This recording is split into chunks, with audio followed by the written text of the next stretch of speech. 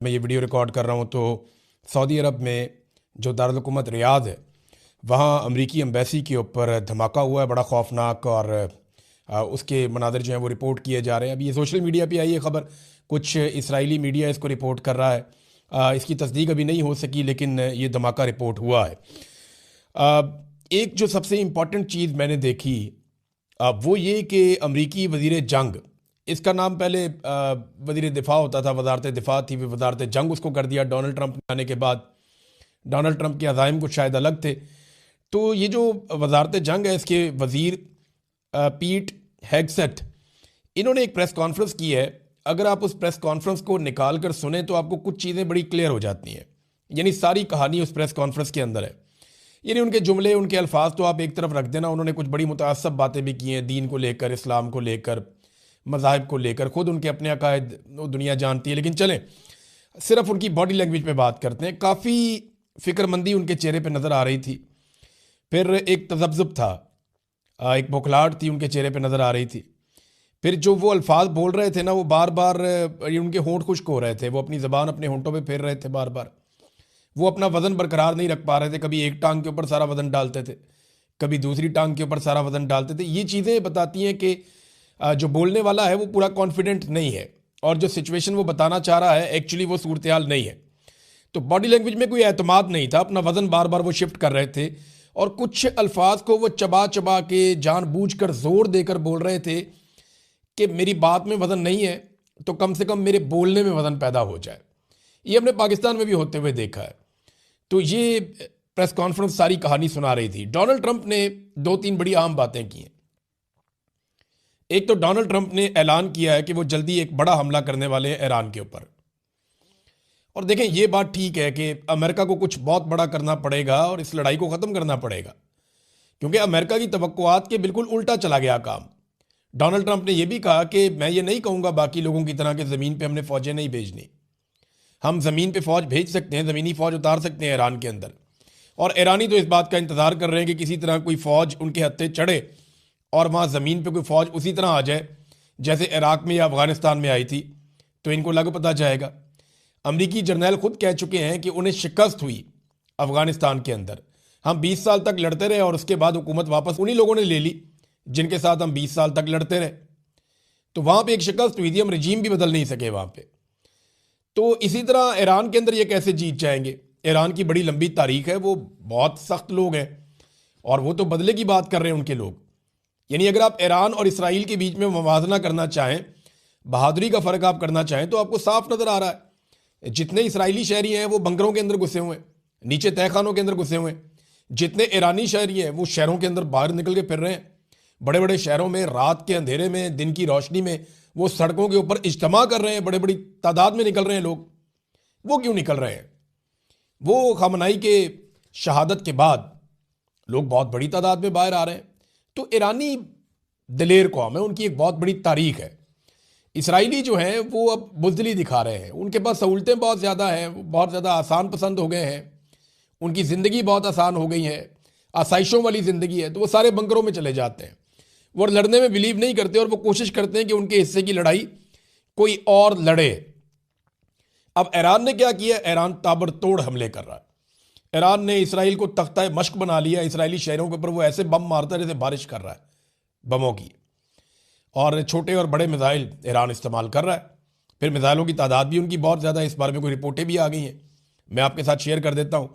तो ईरान ने एक और दावा किया कि जो अब्राहम लिंकन तैयारा बरदार एक शिप है, बहुत बड़ा बहरी जहाज़ है, बेड़ा है अमेरिका का, वो इस खित्ते से दूर भाग रहा है और वो यहाँ से पीछे हट रहा है।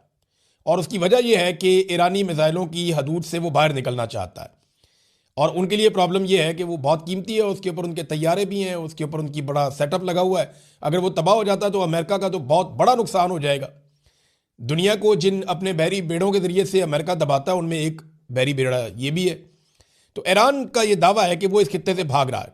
दूसरा, ईरान का दावा है कि बहुत बड़ी तादाद में उन्होंने अमेरिकन फ़ौजी मारे हैं, जबकि अमेरिकन ने अब एतराफ़ किया है कि 6 फ़ौजी उनके मारे गए हैं और 20 के करीब उनके फ़ौजी ज़ख्मी हुए हैं।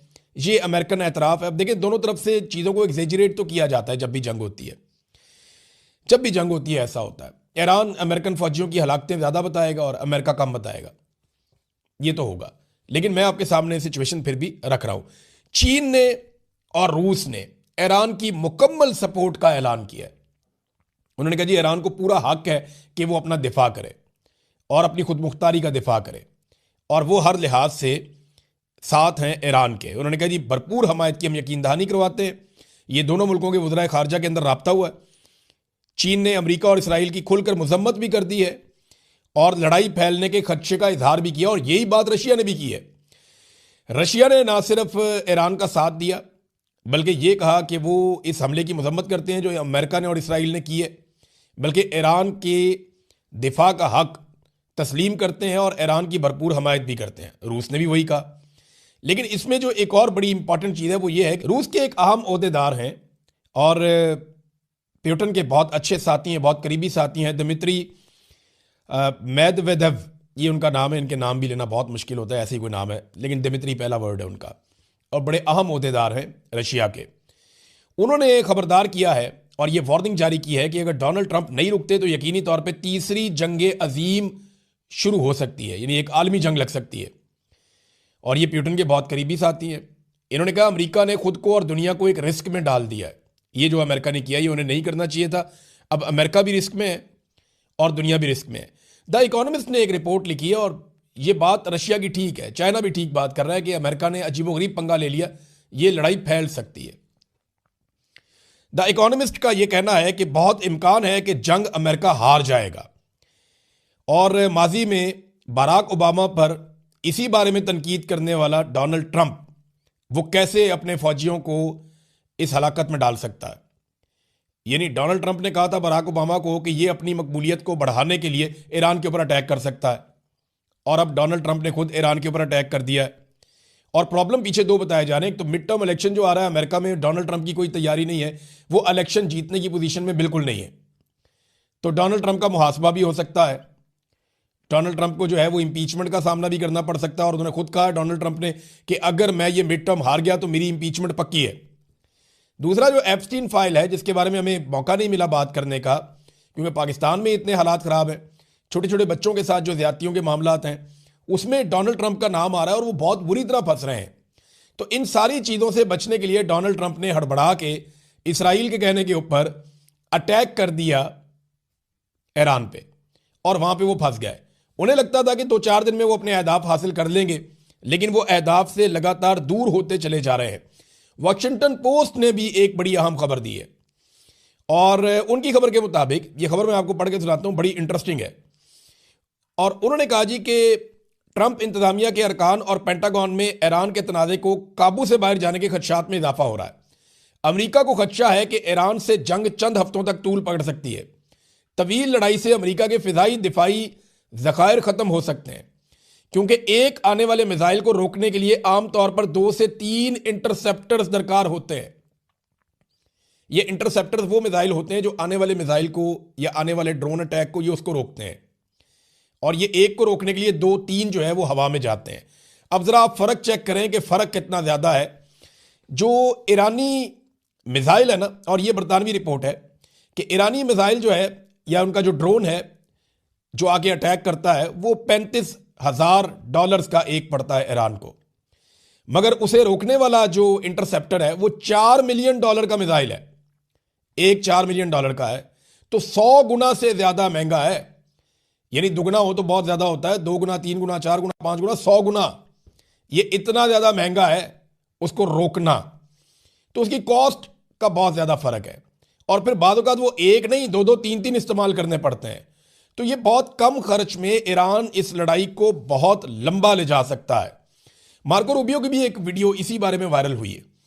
मार्को रूबियो जो वजीर खारजा है अमेरिका के, उन्होंने कहा कि ईरान एक अंदाजे के मुताबिक हर महीने 100 से ज़्यादा मिसाइल तैयार करता है, जबकि इतने ही अरसे में 6 से 7 इंटरसेप्टर तैयार हो सकते हैं। तो ये तो मुवाज़ना ही कोई नहीं है।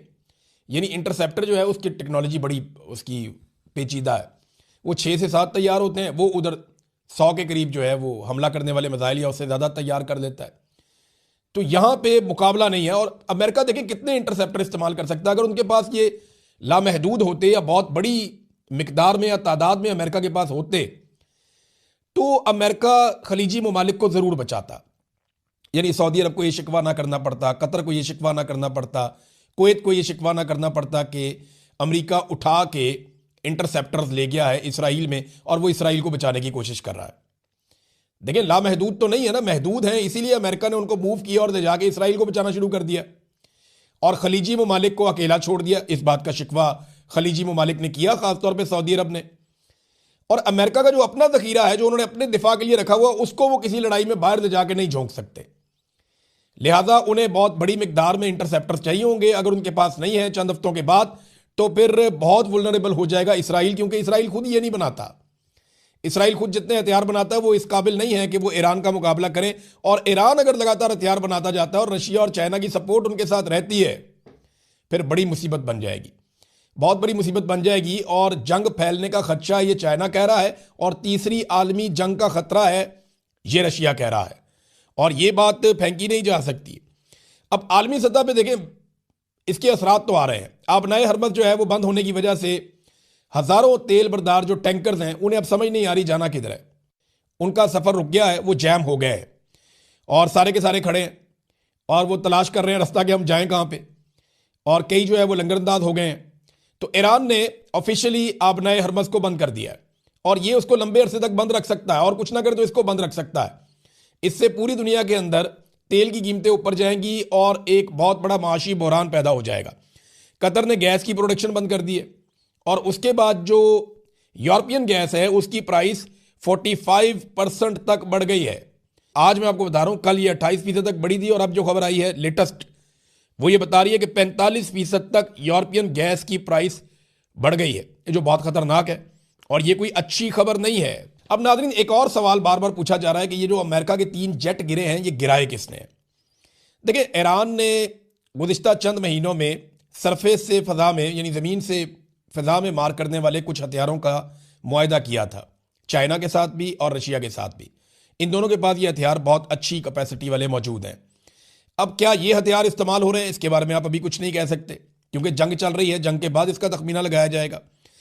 लेकिन ईरान ये कहता है कि उन्होंने अमेरिकन तैयारे गिराए। लेकिन अगर कुवैत ने गलती से गिराए हैं तो गलती से एक आधा गिरता है ना, 3 तो नहीं गिर जाते। और ये जो तैयारे होते हैं या जो सिस्टम जिस मुल्क के अंदर ये चल रहा होता है, वो आपस में इंटीग्रेट करते हैं कि गलती से वो गिरने भी लगता है तो वो फौरन उनको सिस्टम बताता है कि ये इसको नहीं छेड़ना आपने, ये हमारा है। तो अगर गलती से गिर जाता तो एक गिर जाता, 3 तो उन्होंने अनाउंस कर दिया, पता नहीं कितने गिरे। तो ये जो गिरे हैं, अगर ये गलती से गिरे हैं तो ये 3 नहीं गिर सकते थे। अब इसमें एक खबर और आई है और ये खबर ये बताती है कि कुछ जो कुवैती बैरिया के लोग हैं उनके ऊपर ऑपरेशन हुआ है और उसमें एक अहलकार जो है वो जाँ बहक भी हुआ है। अब ये क्या है, कहीं ऐसा तो नहीं है कि वहीं अंदर से किसी ने बगावत की और उन्होंने अमेरिकन तैयारों को निशाना बना दिया? क्योंकि देखें ना, हुक्मरान जो हैं वो अरब हुक्मरान अमेरिका के साथ अच्छे ताल्लुकात बना रहे हैं, लंबे अरसे से बना रहे हैं। लेकिन जैसे ही अरब हुक्मरानों के ऊपर मुश्किल वक्त आया, खलीजी ममालिक के ऊपर मुश्किल वक्त आया, अमेरिका ने अपना दिफाई निज़ाम वहाँ से हटा लिया। अमेरिका सिर्फ इन ममालिक को हमले के लिए इस्तेमाल कर रहा है, इनको बचाने के लिए कुछ नहीं कर रहा। अब इन ममालिक को सोचना पड़ेगा कि इनको अपना दिफाई निज़ाम खुद खड़ा करना होगा और अमेरिका के ऊपर अपना इन्हिसार कम करना पड़ेगा। अब ये ईरान के साथ खलीजी ममालिक को लड़वाना इस वक्त बहुत बड़ी ख्वाहिश है नेतन्याहू की और उसके लिए काम हो भी रहा है। मैं आपको एक खबर देता हूं। एक तो जो सऊदी अरब की ऑयल रिफाइनरी आरामको, इसके ऊपर जो अटैक हुआ, ईरान ने बड़ी वाज़ेह अंदाज में कह दिया, बल्कि उन्होंने ये कहा कि हमने अपने सऊदी भाइयों को आगाह भी कर दिया है कि इस हमले के पीछे हम नहीं हैं, हमने किसी रिफाइनरी के ऊपर किसी किस्म का मिसाइल नहीं दागा। अब इसकी इन्वेस्टिगेशन होना चाहिए कि ये मिसाइल किसने फेंका है, और अगर ये इसराइल की तरफ से आया है या किसी और तरफ से आया है तो ये फिर मामला बहुत लंबा चलेगा, ये यहाँ ख़त्म नहीं होगा। क्योंकि ईरान ने साफ कहा, ईरान कह सकता था हमने मारा, जंग में वो गलती से आ गया, लेकिन ईरान ने कहा जी हमने बिल्कुल नहीं मारा, हमने किसी ऑयल फील्ड के ऊपर अटैक नहीं किया। अमरीकी एक सहाफ़ी हैं, ये टकर कार्लसन, इन्होंने एक इंकशाफ किया है। टकर कार्लसन ये कहते हैं कि कतर और सऊदी अरब में मुसाद के कुछ एजेंट्स पकड़े गए और ये बम धमाकों की प्लानिंग कर रहे थे। इस इल्ज़ाम में गुज़िश्ता रात इनको पकड़ा गया है और ये कोशिश कर रहे थे कि जो अमेरिका के इत्तेहादी ये खलीजी ममालिक हैं, कतर और सऊदी अरब, यहाँ पे इस किस्म की बम धमाके या कार्रवाइयाँ करवाई जाए जिससे अनारकी फैले और इन्हें लड़ाई के ऊपर उकसाया जाए। अब ये देखें, ये खबर बहुत बड़ी खबर है कि यहाँ पे मूसाद के एजेंट पकड़े गए हैं इन मुल्कों में। तो अब अरब मुल्कों को ये बात समझ आना शुरू हो जाएगी कि ईरान हमारा दुश्मन नहीं है, बल्कि ईरान से डरा कर हमारे ऊपर लंबे अरसे तक मुसल्लत रहने वाले लोग हमारे दुश्मन हैं। और हमें तो ज़रूरत ही नहीं थी इतना पैसा खर्च करने के लिए अपने दिफा पे, जितना हमने खर्च कर लिया। अगर अपने ऊपर खर्च लेते तो आज शायद बेहतर पोजीशन में होते। नाज़रीन, एक और बड़ी खबर है और वो ये है कि महमूद अहमदी नजाद बहुत मकबूल हैं ईरान के अंदर, साबिक सदर हैं ईरान के और बड़ी ज़बरदस्त शख्सियत के मालिक हैं और बड़ी शानदार इंसान है। महमूद अहमदी नजाद जो हैं वो बच गए हमले में। उनके बारे में पहले इतला आई थी कि उनकी शहादत हो गई है, लेकिन अब जो इतला आई है उसके मुताबिक वो बच गए हैं। यूरोप से पहले हुक्मरान ने आवाज़ उठाई है, ये स्पेन के वज़ीर आज़म हैं पेड्रो।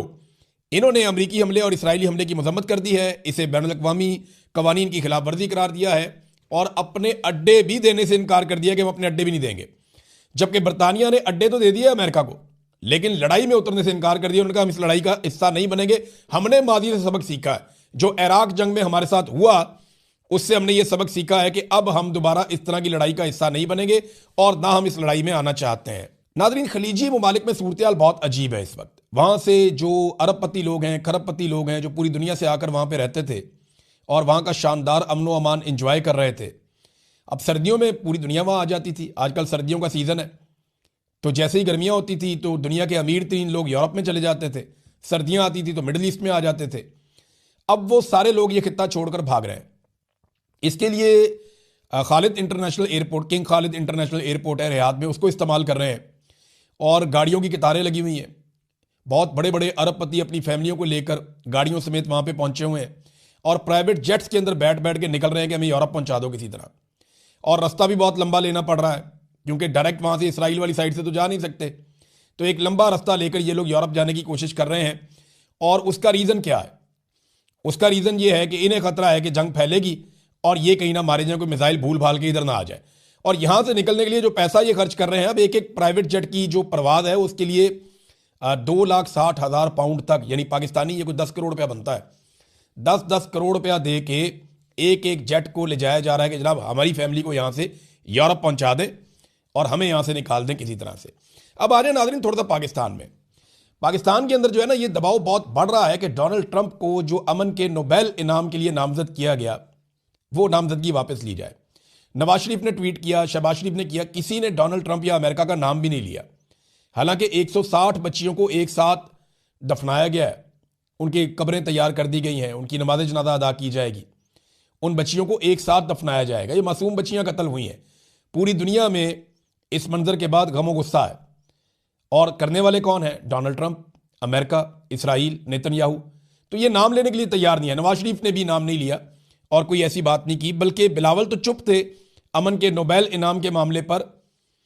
मरियम नवाज से जब ये सवाल किया गया कि आप क्या कहती हैं, शहबाज शरीफ ने डोनाल्ड ट्रंप को अमन के नोबेल इनाम के लिए नामजद किया हुआ है, तो मरियम नवाज ने हमायत कर दी। ठीक किया हुआ है, शहबाज शरीफ जो करते हैं ठीक करते हैं, यानी अच्छा किया है शहबाज शरीफ ने डोनाल्ड ट्रंप को, यानी हमायत कर दी डोनाल्ड ट्रंप के अमन के नोबेल इनाम के लिए। इस वक्त मरियम नवाज ने, जिस वक्त ईरान के अंदर जो शहादतें हैं उनकी तादाद 600-700 के करीब बढ़ गई है, पाकिस्तान के अंदर 30 के करीब, 35 के करीब लोग जो हैं वो शहीद हो गए हैं और पूरे खित्ते को एक जंग की आग में। खबर ये आई कि इमरान खान साहब को एक मरतबा फिर पेशकश की गई है कि आप डील कर लें, खामोशी इख्तियार करें, पाकिस्तान से बाहर चले जाएं अपना इलाज करवाने के लिए, आपको तिब्बी बुनियादों के ऊपर पाकिस्तान से बाहर भिजवा देते हैं।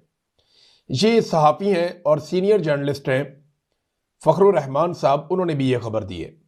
कुछ और सोर्सेज भी ये दावा कर रहे हैं और लगातार इन चीज़ों का दावा हो रहा है कि इमरान खान साहब को एंगेज करने की कोशिश की गई और ये कहा गया कि जनाब आप बाहर चले जाएं पाकिस्तान से।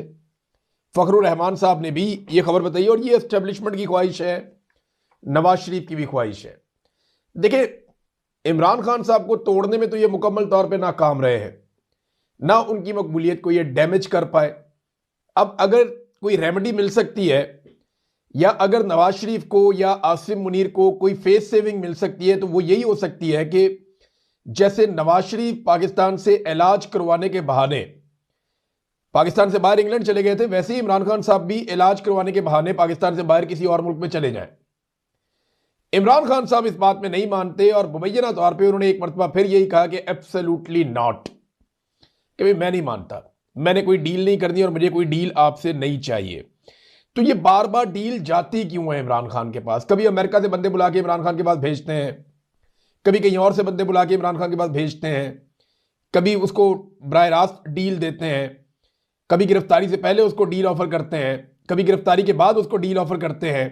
और अब हाल ही में एक नई डील का भी इंकशाफ हो रहा है और ये 2-3 सोर्सेज ने यह दावा किया कि इमरान खान साहब को फिर डील दी गई और उन्होंने कहा जी मैं नहीं करता, उन्होंने इनकार कर दिया। वो कहते हैं मैंने नवाज शरीफ नहीं बनना। देखिए नवाज शरीफ की जान कैसे छूटती है। नवाज शरीफ के ऊपर जो सबसे बड़ा इल्जाम लगाया ना वो ये है कि नवाज शरीफ अपने प्लेटलेट्स गिरा के बीमारी का बहाना बनाकर पाकिस्तान से बाहर भाग गए और फिर जब वो पाकिस्तान वापस आए तो वो तब तक अपनी डील मुकम्मल कर चुके थे। तो वो 4 हफ्ते का कहकर गए थे और 4 साल गुजार कर नवाज शरीफ साहब पाकिस्तान वापस आए और 50 रुपए के स्टाम्प पेपर के ऊपर पाकिस्तान से वो बाहर गए थे। अब ये इतना बड़ा एलिगेशन है, इतनी बड़ी तौहीन और इतनी बड़ी बेइज्जती है किसी सियासी लीडर की कि जब तक कि इमरान खान साहब इतना बड़ा कोई काम नहीं करेंगे तब तक नवाज शरीफ साहब की जान नहीं छूटती। तो अब उन्हें लगता है कि हम बार बार ऑफर करें तो शायद किसी जगह पे जाके इमरान खान साहब मान जाएं। अगर इस खबर को देखें तो फिर तो यही वो ख्वाहिश है उनकी कि कुछ ना कुछ करके इमरान खान साहब को इस पे मना लें। आज मुबैना तौर पे ये भी खबर रिपोर्ट हुई है, मुख्तलिफ लोगों ने रिपोर्ट किया और ये दावा किया जा रहा है कि शहबाज शरीफ की मुलाकात होगी महमूद खान अचकजई से। तो वज़ीर आज़म शहबाज शरीफ है और एक तरफ महमूद खान अचकजई है, इनके बीच में मुलाकात हो सकती है और इमरान खान के हवाले से तो जरूर गुफ्तगू होगी। देखिए शहबाज शरीफ इस वक्त क्यों अंगेज कर रहे हैं? जब भी कभी कोई पाकिस्तान तहरीक इंसाफ या अपोजिशन एहतजाज की सियासत कर रही होती है तो फौरी तौर पे हुकूमत एंगेजमेंट शुरू कर देती है। उससे 2 चीजें होती हैं। एक ये होता है कि एहतजाज का मोमेंटम टूटता है, यानी लोगों को ये लगता है कि जनाब ये तो मुज़ाकरात चल रहे हैं, कोई ना कोई हल वैसे ही निकल आएगा तो हमें निकलकर जोर लगाने की क्या जरूरत है। एक वो ये परसेप्शन बनाते हैं, तो इससे एहतजाज का मोमेंटम तोड़ने में थोड़ी सी मदद मिलती है। दूसरा, हुकूमत ये एक इखलाकी बर्तरी हासिल करने की कोशिश करती है और अपनी गवर्नमेंट को लिजिटिमेट बनाने की कोशिश करती है कि देखें जनाब हमारी यहां पे हुकूमत मौजूद है, हम जायज हुकूमत है, हम बातचीत भी कर रहे हैं अपोजिशन के साथ। हालांकि ये हुकूमत तो हुकूमत में होनी नहीं चाहिए थी, इनकी तो अपोजिशन भी नहीं बनती थी बेचारों की। 17 सीटों वाले तो कुछ 4थी नंबर की 3री नंबर की इनकी पॉलिटिकल पार्टी बननी थी अगर सही इलेक्शन रिजल्ट्स के मुताबिक ये असेंबलियां कायम होती तो। बहरहाल ये हर मरतबा ऐसा होता है, इस मरतबा भी ऐसा हो रहा है। तो एक तरफ मुज़ाकरात कहा जा रहा है जी मुज़ाकरात होंगे, बातचीत होगी और बातचीत होनी चाहिए, और दूसरी तरफ क्या हो रहा है? क्रैकडाउन। इस वक्त पंजाब में भी क्रैकडाउन जारी है और सिंध में भी क्रैकडाउन जारी है। बड़े पैमाने पर पाकिस्तान तहरीक इंसाफ के लोगों को गिरफ्तार किया जा रहा है और बड़ी खामोशी से क्रैकडाउन हो रहा है। खबरों के अंदर आपको पता है मीडिया बताता नहीं है कि पीटीआई के ऊपर क्रैकडाउन हो रहा है। सोशल मीडिया भी आजकल तवज्जो दीगर चीजों की तरफ है काफी।